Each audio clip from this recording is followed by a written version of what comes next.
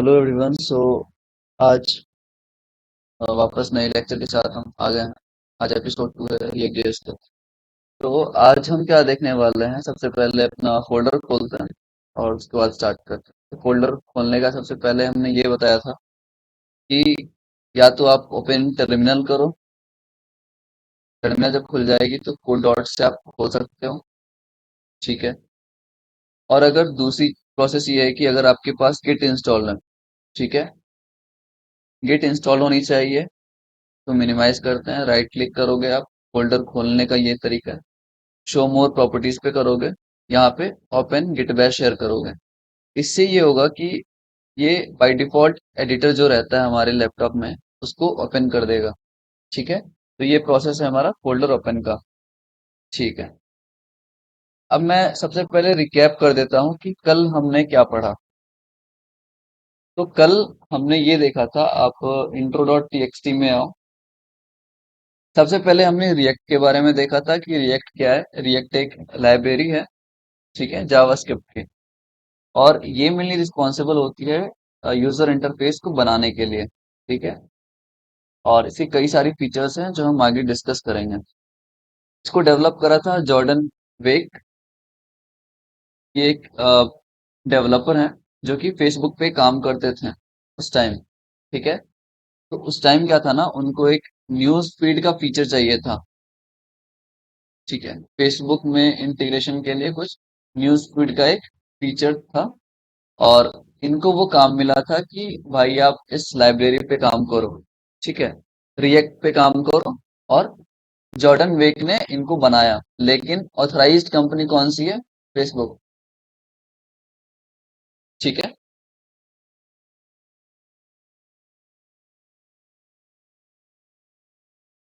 तो हमने ये चीज देख लिया था ऑलरेडी कि जॉर्डन वेक ने इसको डिस्कवर करा, डिस्कवर किया, इस पे काम करा, जो कि फेसबुक के अंदर काम करते थे। तो ऑथराइज्ड कंपनी फेसबुक है, इसलिए रिएक्ट जेएस फेसबुक के अंदर ही आता है।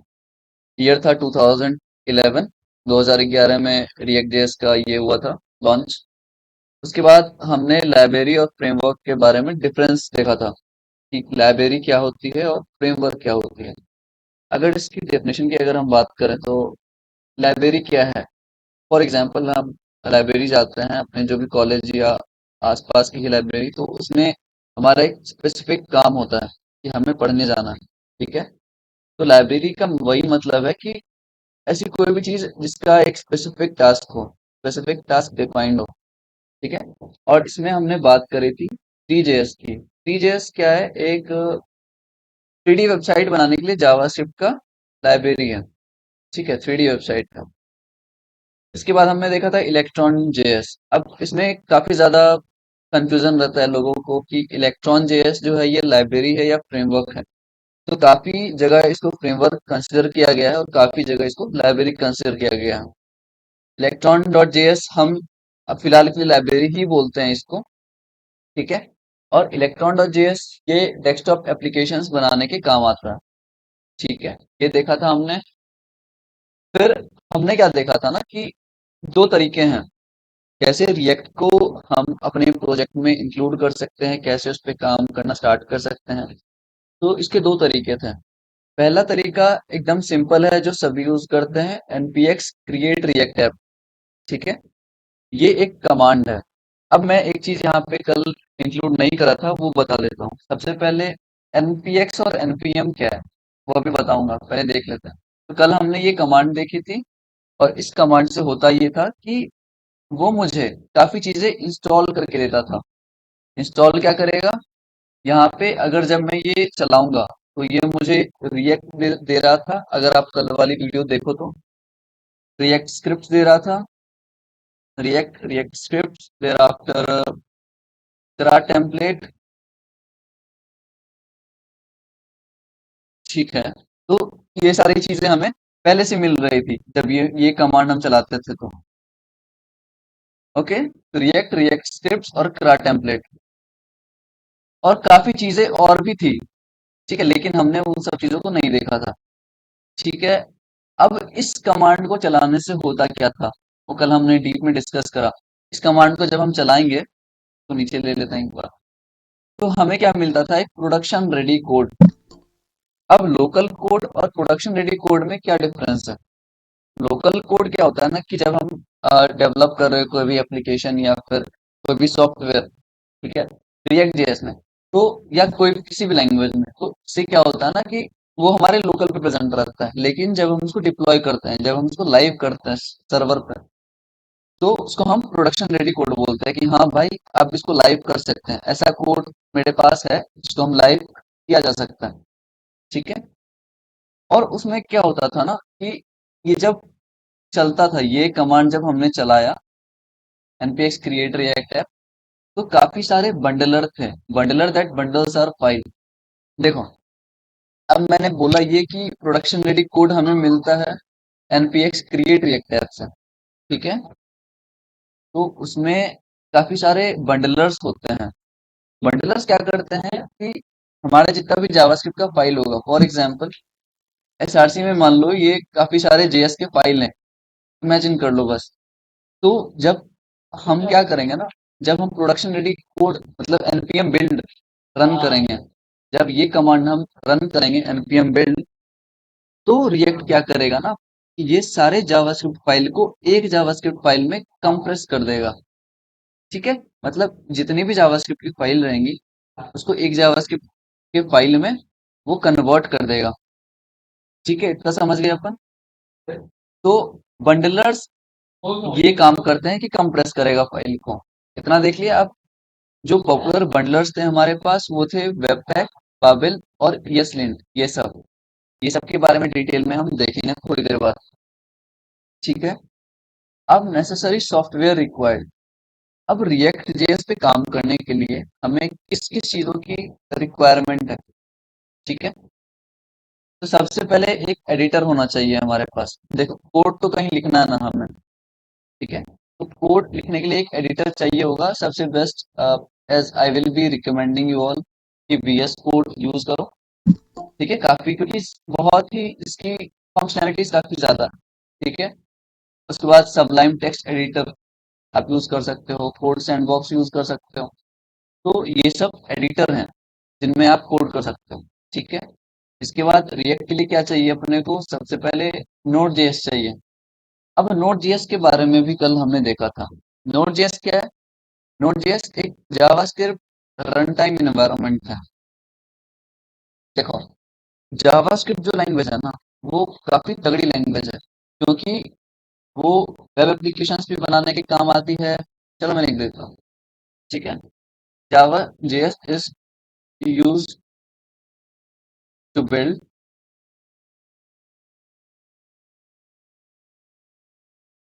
Web applications. वेब एप्लीकेशंस हो गए आपके, फिर डेस्कटॉप एप्लीकेशंस, डेस्कटॉप ऐप, फिर आ गए हमारे लाइक रिएक्ट नेटिव में जो हम यूज करते हैं जावास्क्रिप्ट यूज करते हैं, मोबाइल एप्लीकेशंस, मोबाइल ऐप्स हो गए। ठीक है। तो ये सारे जगह जेएस यूज होता है, तो काफी ज्यादा इसकी रेंज है, मतलब हर जगह ही यूज होता है ये। और हाँ, सर्वर क्रिएट करने में आप जो भी नोड जेएस के अगर इसी पे काम करोगे या फिर इसके फ्रेमवर्क पे काम करोगे जैसे एक्सप्रेस जेएस, तो वो भी पूरा जावास्क्रिप्ट में लिखी जाती है। ठीक है। तो बिल्ड सर्वर्स, वो पूरे जावास्क्रिप्ट में ही लिखे जाएंगे। तो ये सब हमने देखा इसका नोड जेएस या फिर जावास्क्रिप्ट का हम देख रहे थे कि जावास्क्रिप्ट कहाँ कहाँ यूज आती है। तो जब हम हमें ये पता है कि जावास्क्रिप्ट हर जगह यूज आती है, तो क्या करते हैं ना, जावास्क्रिप्ट ऐसे तो कहीं यूज नहीं हो पाएगी। ठीक है। तो उसके लिए हमें क्या चाहिए होगा? हमें एक रन टाइम इन्वायरमेंट चाहिए। ठीक है। फॉर एग्जाम्पल अगर मुझे कोई चीज सीखना है, फॉर एग्जाम्पल मुझे बाइसिकलिंग सीखनी है, ठीक है, साइकिल चलाना सीखना है, तो क्या करेंगे हम? तो मुझे मेरे पास होना चाहिए बाइसिकल। ठीक है, तो वो मेरी रिक्वायरमेंट है।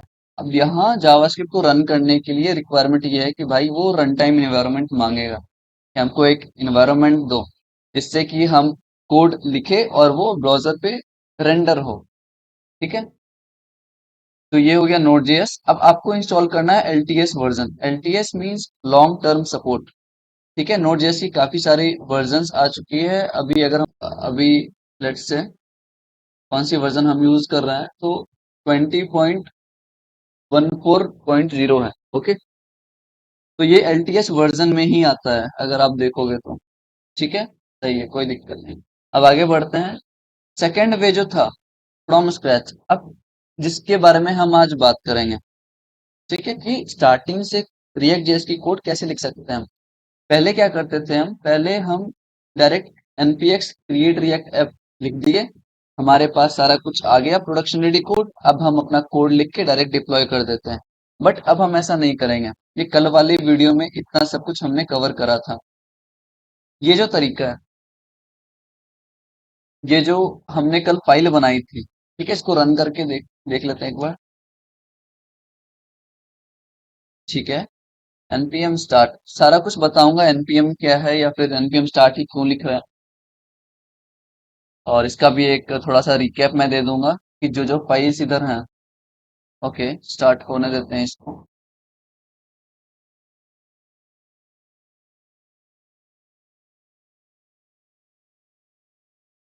हम्म, तो काफी सारी चीजें इधर जो भी है इंक्लूडेड, वो एक छोटे से रिकैप में देख लेंगे। ठीक है, रेंडर हो गई होगी शायद। हाँ, तो हाउ आर यू ऑल। तो ये हमारा कल का था, और कल हमने काफी चीजें देखी कि ये लोगो कैसे चेंज करते हैं जो आइको फॉर्म में रहता है, या फिर ये टाइटल कैसे, कहाँ पे ये सब मिलेगा मुझे। तो मैं ऐसा कंसिडर कर रहा हूँ कि हम सब एक बिगिनर हैं, तो उस लेवल पे मैं सारी चीज समझा रहा हूँ। ठीक है, अब क्या है ना कि, एक मिनट। ठीक है, तो अब मेरे पास क्या है कि आज हम देखेंगे कि स्क्रैच से कैसे लिख सकते हैं। लेकिन फिलहाल इधर देखते हैं पहले। जब मैंने npx क्रिएट रिएक्ट ऐप करा था कल, तो मुझे ये सारी फाइलें मिली। ठीक है, और ये सारी फाइलों में मैंने बताया कि सबसे पहले मेरे पास नोड मॉड्यूल्स होते हैं। ठीक है, अब नोड मॉड्यूल्स के बारे में हमने ये देखा था कि मॉड्यूल्स का क्या मतलब होता है, एक कलेक्शन। ठीक है, मॉड्यूल्स मतलब कोई चीज का कलेक्शन है या फिर सेट है। ओके, तो यहाँ पे क्या है ना, रिएक्ट की जितनी भी डिपेंडेंसीज हैं, मतलब रिएक्ट जेएस जिस जिस लाइब्रेरी पे डिपेंड करता है या फिर जिस भी फाइल पे डिपेंड करता है, वो सारे यहाँ पे इंक्लूडेड रहेंगी। ठीक है, अब जो मैंने बताया था कल भी, मैं इसके बारे में डिस्कस करा था, बाबेल के बारे में। तो बाबेल क्या है, एक वेब पैक, अभी यही तो बताया था। बाबेल एक बंडलर है। कहाँ गया इधर, तो बंडलर्स में मैंने बाबेल इंक्लूड किया था, अब ये बाबेल मुझे यहाँ मिल रहा है। मतलब क्या है इसका, कि रिएक्ट जेएस इस पे डिपेंडेंट है, और ये क्या करता है, कोड को कंप्रेस करने के काम आता है। ठीक है, अब जब हम इस फाइल को खोलेंगे, तो इसके अंदर और भी डिपेंडेंसीज है। मतलब ये समझो कि रिएक्ट जेएस किसी लाइब्रेरी पे डिपेंड कर रहा है, और वो लाइब्रेरी किसी और लाइब्रेरी पे डिपेंड कर रही है। ठीक है, कहने का मतलब ये है। और एग्जाम्पल कल हमने दिया था कि फॉर एग्जाम्पल मैं अगर किसी दोस्त को शादी में बुला रहा हूँ, तो वो ये कंडीशन रख रहा है कि ठीक है मैं आऊंगा, लेकिन आऊंगा तभी जब मेरे साथ मेरा खुद का दूसरा दोस्त आएगा। तो ये कंडीशन है। तो यहाँ पे अपन समझ सकते हैं कि ये रिएक्ट जेएस की डिपेंडेंसीज हैं। ठीक है, और इसके अंदर और भी हमारे डिपेंडेंसीज हैं इस पर्टिकुलर लाइब्रेरी के। ठीक है, इतना हमने देख लिया।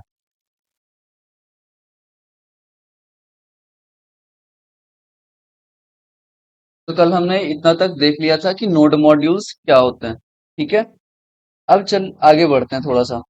आगे हमने देखा था कि पब्लिक फोल्डर किस काम आती है।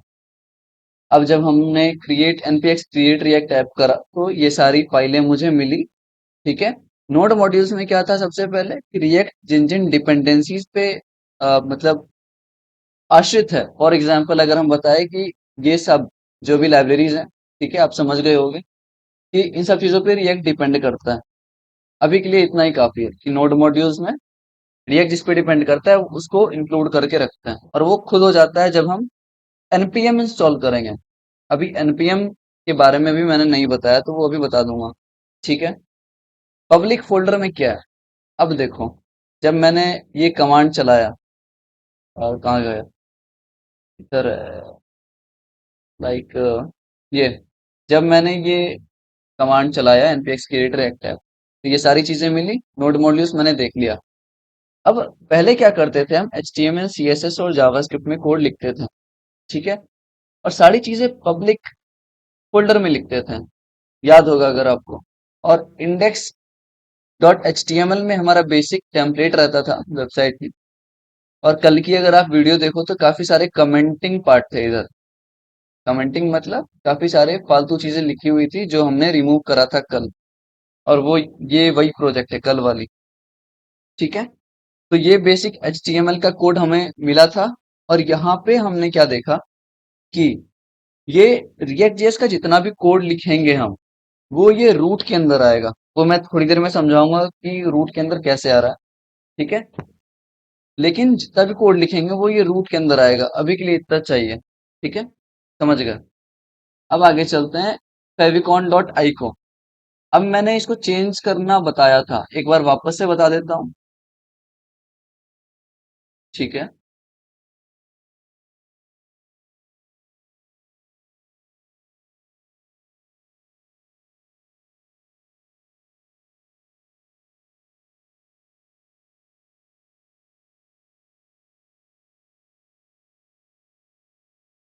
ओके, लेट्स से मेरे पास कोई भी इमेज है, ठीक है, लेट्स से ये है, ओके। इसका हमें क्या करना है ना, इसको सबसे पहले सेव इमेज कर लेंगे क्योंकि अपने को PNG या फिर JPG में चाहिए, ठीक है। ओके, ये किस फॉर्मेट में हुआ है, JPG, कोई दिक्कत नहीं है। अब क्या करेंगे, मैं अपने डाउनलोड्स फोल्डर में जाऊंगा, लोगों को यहाँ पे मैंने कट कट किया, और डेस्कटॉप पे जहाँ मेरा फोल्डर है React.js फर्स्ट वे, पब्लिक के अंदर रखूंगा मैं ये चीज, ठीक है। पब्लिक के अंदर रखा मैंने, ठीक है, कट कर दो। अब यहाँ पे मेरे पास ये है लोगो डॉट जेपीजी। अब इस मुझे क्या करना है ना, इसको लोगो बनाना है, तो इस वाले को डिलीट करो पहले। इस वाले को मैंने डिलीट कर दिया। अब इसका जिसको बनाना है उसका रीनेम करो। रीनेम क्या करना है, फेविकॉन डॉट आइको, सेम नेम से आप कर दो बस, ठीक है। अब हमारा लोगो अपडेट हो गया होगा, रिफ्रेश कर लेते हैं, ठीक है, ये आप देख सकते हो लोगो अपडेट हो गया। और टाइटल तो अपन पब्लिक HTML में जाके कर सकते हैं, यहाँ से आप टाइटल चेंज भी कर सकते हो, माय फर्स्ट प्रोजेक्ट, ठीक है। तो ये हमने लोगो और टाइटल का देख लिया था। और पब्लिक फोल्डर में रिएक्ट में जो भी काम होगा ना, पब्लिक में कुछ नहीं होगा, तो इसमें ज्यादा दिमाग नहीं लगाना, छोड़ देते हैं। SRC में हम क्या देखे थे कल कि, ठीक है, SRC में 3 फाइलें काफी इंपॉर्टेंट रहती है हमारे लिए, ठीक है। SRC में क्या है ना कि देखो, पहला जो मेन फाइल रहेंगी अपनी React.js के लिए, वो रहेगा app.js। लेकिन इसकी जो रेंडरिंग करवाएगा वो करवाएगा ये index.js। इसका मतलब समझो, मतलब कि हमारा मेन जो कंपोनेंट है, जो जहां से रेंडर होगा, मतलब जहां पे मेरा रूट रूट रहेगा, रूट फाइल, वो index.js है। और app.js वो फाइल है जो पहली कंपोनेंट है React.js की। कंपोनेंट मतलब एक फंक्शन समझ लेते हैं, ठीक है। और ये फंक्शन app.js रेंडर कहाँ से होगी, index.js से। वो अभी समझेंगे थोड़ी देर में, ठीक है। और index.css में क्या करते हैं ना हम, ये 3 फाइल थी, पहला app.js, फिर index.js और index.css। यहाँ पे हम अपनी CSS की लिखेंगे, कैस्केडिंग स्टाइल शीट। अगर आपको CSS नहीं पता तो लाइक वो स्टाइलिंग के लिए काम आती है, ठीक है। CSS is mainly used for styling purpose। मतलब कि आपने कोई भी वेबसाइट बनाई, ठीक है, आप उसमें स्टाइलिंग तो करोगे ना, ताकि वो इंटरेक्टिव दिखे, अच्छा दिखे थोड़ा सा, और लाइक यूजर फ्रेंडली हो, रिस्पॉन्सिव हो। उस सब चीजों को बनाने के लिए हम जो भी कोड लिखते हैं स्टाइलिंग का, वो इधर आता है index.css में, ठीक है। इतना हमने देख लिया। और SRC में बस इतना दिमाग में रखना है कि ये 3 फाइलें ही हमारे काम की है। बाकी जो भी कंपोनेंट्स हम बनाएंगे, ठीक है, वो बनाएंगे, वो दूसरे फोल्डर बना के करेंगे। और वो फोल्डर जो बनाएंगे हम, वो एसआरसी के अंदर ही होगा। अभी आपको कंफ्यूजन हो रहा होगा, बट अभी शॉर्ट हो जाएगा, कोई दिक्कत नहीं है। एसआरसी में मैंने ये देख लिया, एसआरसी का क्या क्या फाइल था। अब आते हैं हम गिट इग्नोर पे। अब देखो, फॉर एग्जाम्पल हमारा प्रोजेक्ट रेडी हो गया। ठीक है, अब मैं क्या सोच रहा हूँ, इसको डिप्लॉय करना है। ठीक है, डिप्लॉय करने से पहले हम उसकी वर्जन कंट्रोलिंग करेंगे। वर्जन कंट्रोलिंग की डिप्लॉय करने के बाद हम टाइम टू टाइम उसकी रिलीज निकालेंगे या फिर कुछ अपडेट लाएंगे। ठीक है, तो ये सब करने के लिए मैं क्या करूंगा ना, एक वर्जन कंट्रोलिंग सॉफ्टवेयर को यूज करूंगा। और गिट और गिटहब, ये दोनों ही वर्जन कंट्रोलिंग के काम आता है। ठीक है, वैसे तो गिट है और गिटहब एक यूजर इंटरफेस है। ठीक है, तो जब हम अपने प्रोजेक्ट को गिटहब पे डालेंगे, ठीक है, तो ऐसी कौन सी फाइलें रहेंगी जिनको मैं इग्नोर करूंगा, ऐसी कौन सी फाइलें हैं जिनको मैं रिएक्ट वहां पे गिट पे नहीं डालूंगा, गिटहब पे नहीं डालूंगा। तो जो भी फाइल्स है ना, उसको मैं यहाँ इंक्लूड करूंगा स्लैश लगा के। डॉट स्लैश भी लिख सकते हो आप, स्लैश भी लिख सकते हो। और काफी लोग पैकेज जेसन भी लिखते हैं। ठीक है, पैकेज लॉग डॉट जेसन। और ठीक है, तो ये सब क्या है ना, ये सब अगर मैं यहाँ इंक्लूड करूंगा तो ये गिटहब पे अपलोड नहीं होंगी। ठीक है, नोड मॉड्यूल्स, मेनली हम नोड मॉड्यूल्स को क्या करते हैं, अपलोड नहीं करते, मतलब यहाँ पे इंक्लूड करते हैं। ठीक है, क्योंकि नोड मॉड्यूल्स का आप साइज देखो, अब देखते जाओ कितना चीजों पे डिपेंड करता है रिएक्ट हमारा। कितनी सारी डिपेंडेंसीज है इसकी। ये कभी मतलब बहुत बहुत लेंदी है ये चीज। ठीक है, तो इसलिए हम नोड मॉड्यूल्स को नहीं डालते गिटहब। ठीक है, ये चीज हो गया। अब हम गिट इग्नोर का देख लिए क्या काम है। इसके बाद आते हैं पैकेज डॉट जेसन और पैकेज लॉग डॉट जेसन। अब कल की वीडियो आप देख सकते हो, वहां पे मैंने इस दोनों की डिटेलिंग की बात की है, मतलब हर एक चीज डिटेल में समझाया है। ठीक है, लेकिन अभी बस डिफरेंस की बात करेंगे कि पैकेज डॉट जेसन और पैकेज लॉक डॉट जेसन में क्या डिफरेंस है। ठीक है, इसमें शायद मैंने लिखा हो। ठीक है, अब पैकेज डॉट जेसन ये वाली देखो आप, इसमें क्या है ना, ये सबसे पहले एग्जीक्यूट कब होगी, ये कैसी बनेगी, कैसे बनेगी, ये कैसी आएगी अपने पास। तो इसके लिए हम क्या करते हैं, npm init डैश वाई। अब ये कमांड मैंने लिखा नहीं, लेकिन फिर भी आ रहा है कैसे, क्योंकि मैंने Node.js इंस्टॉल कर रखा है और React इंस्टॉल कर रखा है। ठीक है, तो ये ऑलरेडी एम्बेडेड आती हैं इस चीज में। मैंने क्या बोला कि जब हम npx create react ऐप करते हैं ना, तो हमारे पास ऑलरेडी प्रोडक्शन रेडी कोड आता है, तो हमें कोई भी चीज डिफाइन करने की जरूरत नहीं है। इतना हम समझ गए। ठीक है, अब इसमें डिफरेंस की अगर हम बात कर रहे थे, तो ये सारा डिटेल रखेगा हमारी सारी डिपेंडेंसीज की। रिएक्ट जिस पे डिपेंड कर रहा है, फॉर एग्जाम्पल, या फिर जो जो यूज करेगा, यहाँ पे रिएक्ट है हमारा, रिएक्ट डॉम है, रिएक्ट स्क्रिप्ट्स है। ठीक है, वेब वाइटल काम का नहीं है, अब इसको हटा सकते हैं। अब वो मैं बता दूंगा। ठीक है, अभी जब जब हम ये इंस्टॉल कर रहे थे ना, देखो इधर गया, जब जब हमने ये कमांड चलाया, तो हमारी क्या क्या इंस्टॉल हो रही थी, react, react DOM, react scripts, ये सब, और करा टेम्पलेट और काफी चीज। ठीक है, अब जो जो इंस्टॉल हुई है उसकी डिपेंडेंसीज यहाँ रहेंगी, उसकी सारी डिटेलिंग यहाँ रहेगी। इतना हमने समझ लिया। अब क्या है ना, पैकेज डॉट जेसन है और पैकेज लॉक डॉट जेसन है। अब हमें ये डिफरेंस देखना है कि पैकेज डॉट जेसन में क्या होता है ना, कि अपडेट होता है।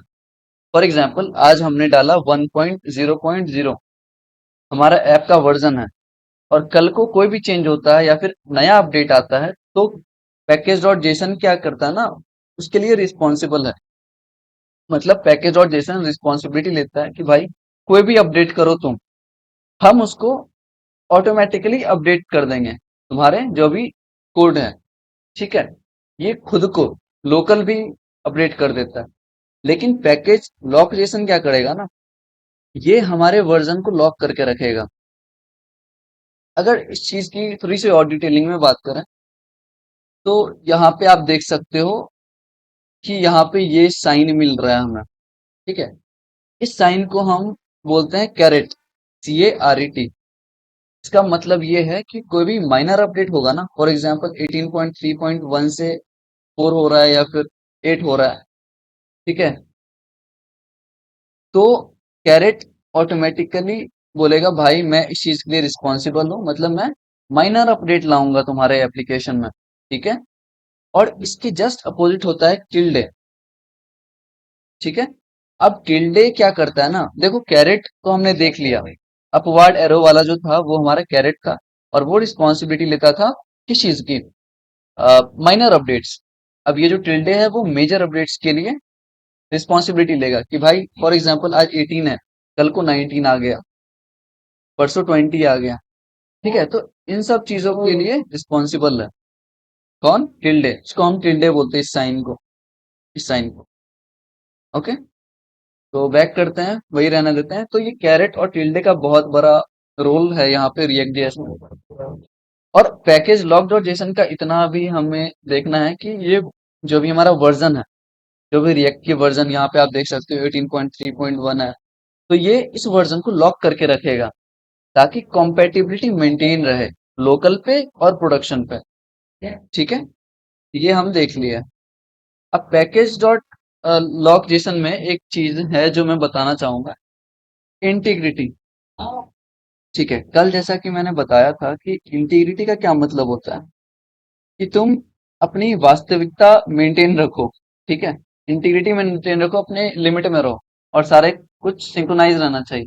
इसका मेरे कहने का ये मतलब है कि यहाँ पे अगर आप देखो यहाँ से यहाँ तक, ठीक है, तो इसको हम बोलते हैं हैश। कोई भी चीज फॉर एग्जांपल ये कुछ और डेटा होगा हमारा जिसको कि हैश में कन्वर्ट किया गया है। ठीक है, अब ये जो SHA-512 आप देख रहे हो, ये क्या है ना, ये इनक्रिप्शन एल्गोरिदम है। मैं समझाता हूँ। अब क्या होता है ना, मैंने देखो, मैंने क्या है कि प्रोडक्शन पे लिखा, सॉरी लोकल पे मैंने कोड लिखा अपना जो भी है, अब मैंने कोई चेंज करी, या फिर मेरा कोड ऑलरेडी प्रोडक्शन पे है और मैंने कुछ चेंज करी लोकल पे, तो इस बात की क्या एश्योरिटी है कि मैं लोकल पे करूंगा और प्रोडक्शन पे चेंज हो जाएगा। ठीक है, तो ये चीज कौन देखता है ना, ये चीज ये इंटीग्रिटी मेंटेन रखता है। ये किधर गया पैकेज लॉक, हाँ, ये इंटीग्रिटी ये रिस्पॉन्सिबिलिटी लेगा कि भाई ठीक है, जो तुम लोकल पे चेंज करोगे मैं उसको कंपेयर करूंगा कहाँ से, प्रोडक्शन वाले से। ठीक है, और ये हैश पासवर्ड मैं कंपेयर करवाऊंगा कि हाँ, अगर मेरा ये लोकल और प्रोडक्शन पे सेम है हैश पासवर्ड या जो भी है, हैश बोल लेते हैं। ठीक है, तो हम चेंज करेंगे अपने प्रोडक्शन पे, तुम्हारा जो भी चेंज है लोकल पे उसको मैं रिफ्लेक्ट करूंगा कहाँ पे, प्रोडक्शन पे। और कौन सी एल्गोरिदम ने इस हैश को कन्वर्ट किया है, मतलब हैश में कन्वर्ट किया है, इसको SHA-512 बोलते हैं। अब इसके बारे में भी हम कल देखे थे कि लाइक यहाँ पे इनक्रिप्शन एल्गोरिदम। ठीक है, अब अगर कोई भी बीटेक स्टूडेंट देख रहा है तो उसको पता होगा कि हैशिंग में कौन कौन सी एल्गोरिदम हम यूज करते हैं। ठीक है, सबसे पहला आता है bcrypt.js या bcrypt.js जो भी बोल लो। ठीक है, ये क्या करता है, जो भी पासवर्ड हम सेव करवाते हैं डेटाबेस में उसको हैश में कन्वर्ट के करने के काम आता है, या कोई भी स्ट्रिंग फॉर्मेट में है। ठीक है, उन सब चीजों को ये कन्वर्ट करता है हैश में, bcrypt.js। और दूसरा है SHA-512 एंड SHA-1, अलग अलग हैं दोनों। तो ये दोनों भी रिस्पॉन्सिबल हैं क्या करने के, हैश में कन्वर्ट करने के लिए दूसरे लाइक स्ट्रिंग को या फिर पासवर्ड बोल दो जो भी चीज। तो ये तीनों एल्गोरिदम हमें याद रखनी है, मतलब ऐसा माइंड में रहना चाहिए कि हाँ, पता है अपने को। ठीक है, अब ये चीजें ठीक है, समझ आ गई। अब हमारे पास क्या है, readme.md। अब मैंने अपना प्रोजेक्ट बना लिया, अब मैं क्या करूंगा ना, गिटहब पे डालूंगा। ठीक है, गिटहब पे जब हम डालते हैं ना, तो हमें उसका वर्क फ्लो समझाना पड़ता है। या फिर मैंने कोई अपना प्रोजेक्ट डाला लेकिन कोई दूसरा यूजर आ रहा है उसको सिर्फ कोड दिख रहा है, तो इसका कोई मतलब नहीं है। तो क्या करना है, हमें readme.md में वो सब टेक्स्ट या फिर वो सब इमेजेस डालनी है, जिससे कि कोई और यूजर देखे तो उसको समझ आ जाए कि अच्छा इस चीज की ये